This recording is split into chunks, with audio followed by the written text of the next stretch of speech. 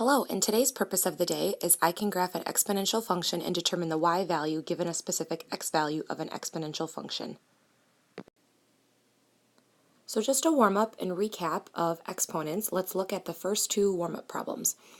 So at number 1/5 to the negative second power means I need to distribute that -2 to both the numerator and denominator.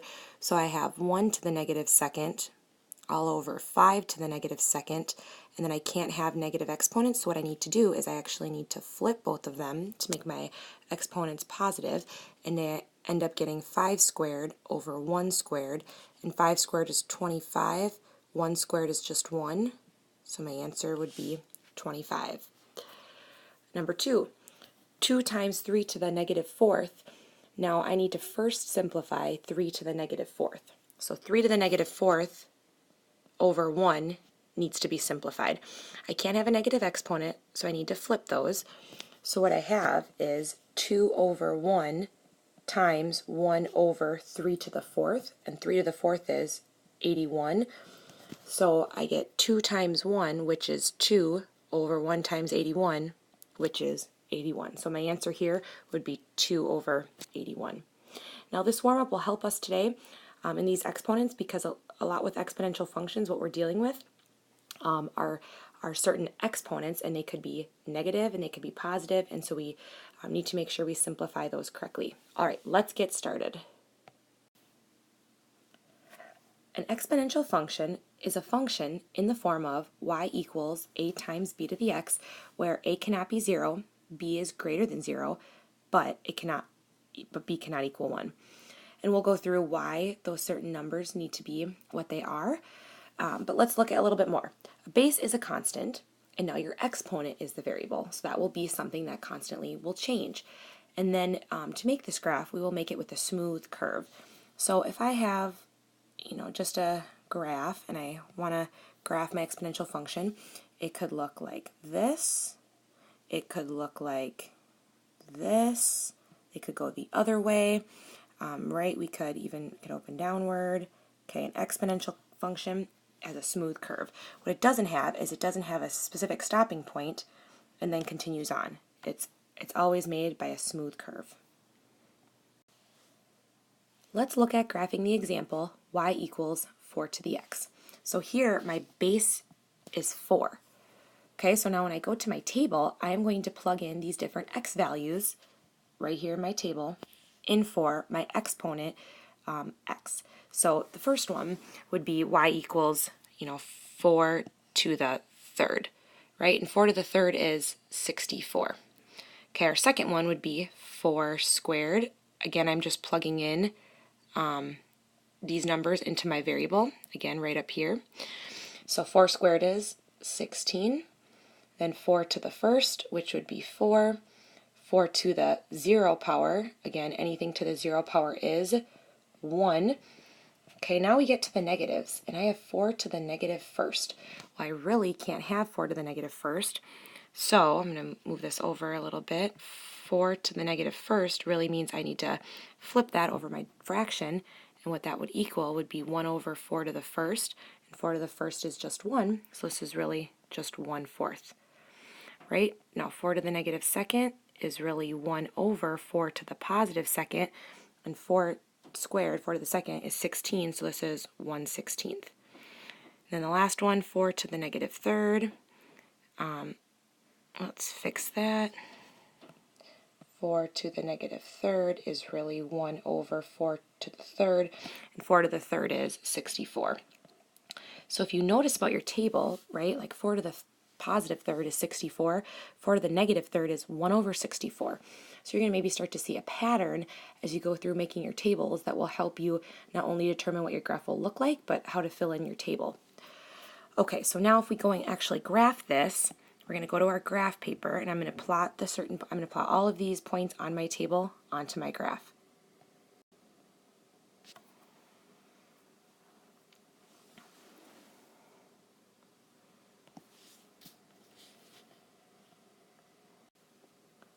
So on my graph, I've plotted the points from my table, and as you can tell, this graph is continuing to rise upward at a very fast rate.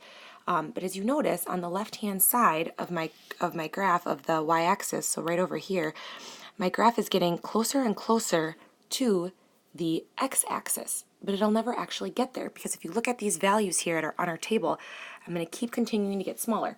1/4, 1/16, 1/64. It'll keep getting smaller and smaller, but it won't ever actually ever equal 0. No matter what number we would plug in for x, what negative number, 4 to the negative 100th, 4 to the negative 500th, it will never get to 0. So as you can notice with this graph, it's actually never going to get to 0.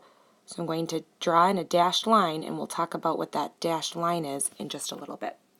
So more about this problem. Let's figure out the y-intercept. So when I plug in 0 for x, what was y? That was 1. So I highlighted in my table. So I will go to fill out a little bit more about this function, and the y-intercept is 0, 1. All right, the domain. As we look at our x values for the domain, does it matter what we plugged in into our table for x? No, it didn't matter, and if you look from left to right on our graph, our arrows continue. Our arrow will continue to rise upward and go to the right, or on the left-hand side, it will continue to get closer and closer to 0, and it will go on forever. So the domain is all reals. So I will say x is between negative infinity and positive infinity. Again, or I could, represent with the all real sign or write out all reals. All of that would be okay. Now the range. So now as we look from, highest to lowest, we're going to notice that this arrow here is going on forever and will continue to rise up and continue to get wider. So that's going up to positive infinity. But now what's the lowest value that our graph could be?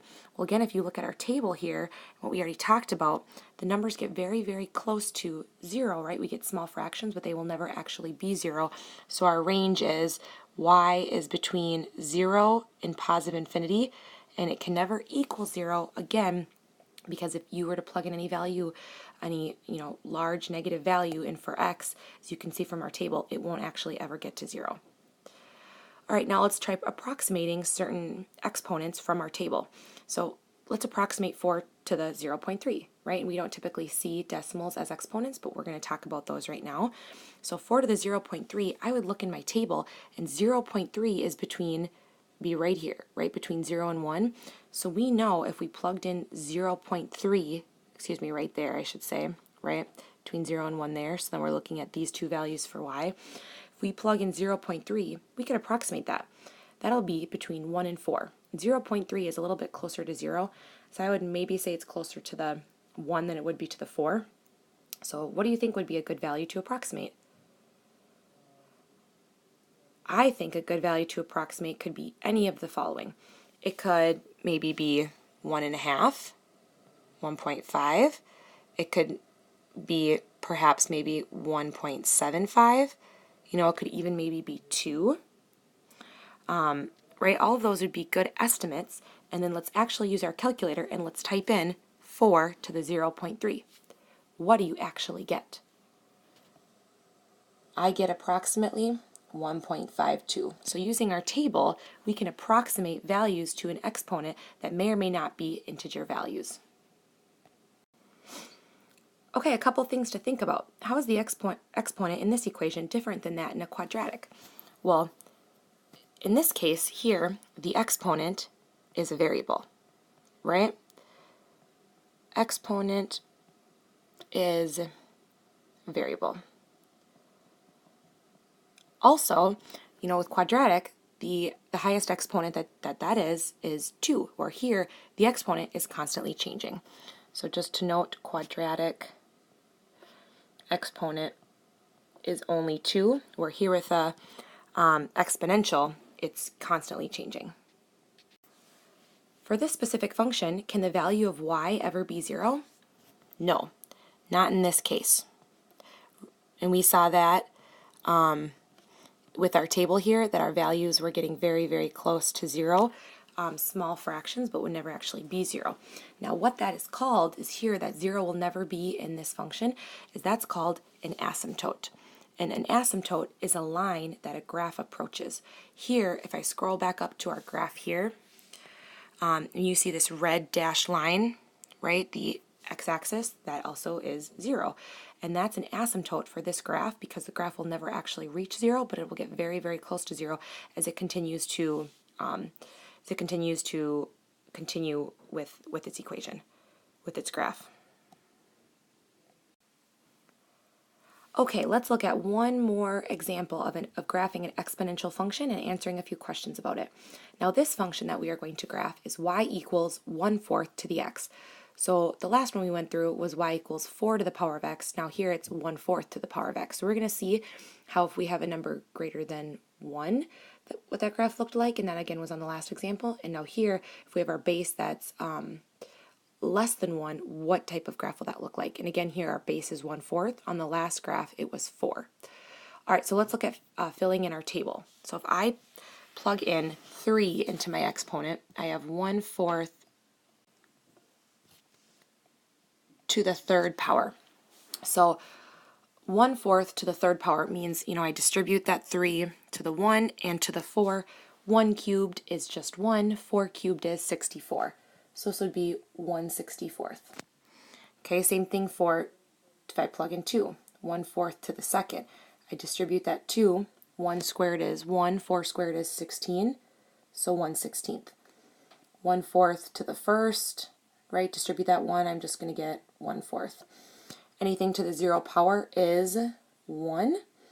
Now 1/4 to the negative first, so now if I distribute that, I get 1 to the negative first over 4 to the negative first. So I need to flip those, and that will give me positive 4 over 1. Okay, and if I continue to see that pattern, I know 1/4 to the negative second means I'll have to flip both of my numerator and denominator again, and squared gives me 16, so this one will be 16. 1/4 to the negative third, distribute that negative 3, now I'll have to flip both of them, and then 4 cubed is 64. Again, you can see in our table, the 3 and the negative 3 values for x, their output y, are just opposites, right? 64 and 1/64th. This 2 and negative 2 would be 1/16 and positive 16. So just looking at those comparisons and figuring out how to simplify your table will help you as you go through more and more exponential functions. Okay, let's graph these on our graph, and I will do so as well. So there's my graph with the points from our table plotted. So the y-intercept of this graph, again, where x is 0, it would be 1, so 0, 1. Domain will be all reals. Again, I could have plugged in anything I wanted to in my table for x, and as I look at my graph, my lines will continue to, keep going on throughout the sides, and we'll be able to hit any value I really wanted to plug in for x. So the domain will be all reals, so x is between negative infinity and positive infinity, or all reals. The range, as you notice, our graph is still going up to positive infinity, even though it appears to be going a different direction.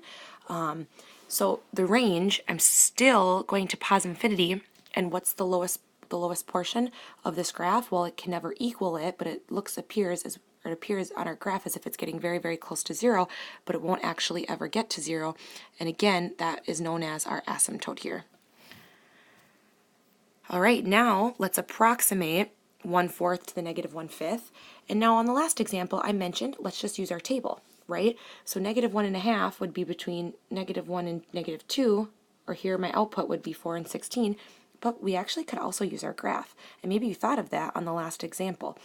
So if I wanted to look at where negative 1/2 was, here is, negative 1, so negative 1/2 would be, somewhat right there. So we can double check our graph too if our answer seems reasonable from our table. So if I were to plug in negative 1/2, and if I didn't have a calculator, 1/4 to the negative 1/2, I might approximate as, well, it's between 4 and 16, and, the negative 1.5 is directly between the negative 1 and the negative 2, so what's perhaps right in the middle of 4 and 16? Well, I would say 8, right? I would surely say 8. If you said 9, that would be a good estimate too, but I would say 8. And now if we actually use our calculator to find out what that is, what do you get?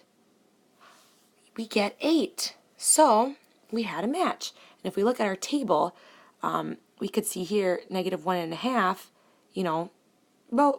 could be very, very close to being 8 as well. So that's how we know that we're right. Okay, so This slide, along with the next two, we are going to save to do in class together. So again, it will be a review of linear, quadratic, and exponential functions and comparing certain features to each function. And save this part of your notes for in class, and save this portion for your notes in class. Thanks for listening. I hope you have a great day. Please check out Google Classroom for more information. Bye-bye.